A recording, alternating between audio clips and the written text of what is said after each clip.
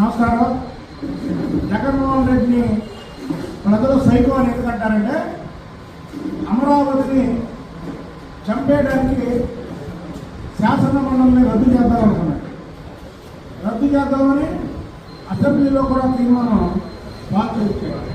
ఆ రోజు అసెంబ్లీ శాసన మండలి ఉండాలని, అమరావతి పాడవకూడదని చంద్రబాబు నాయుడు గారు సాక్షాత్తు శాసన మండలిలో విజిటర్స్ కూర్చునే దాంట్లో కూర్చొని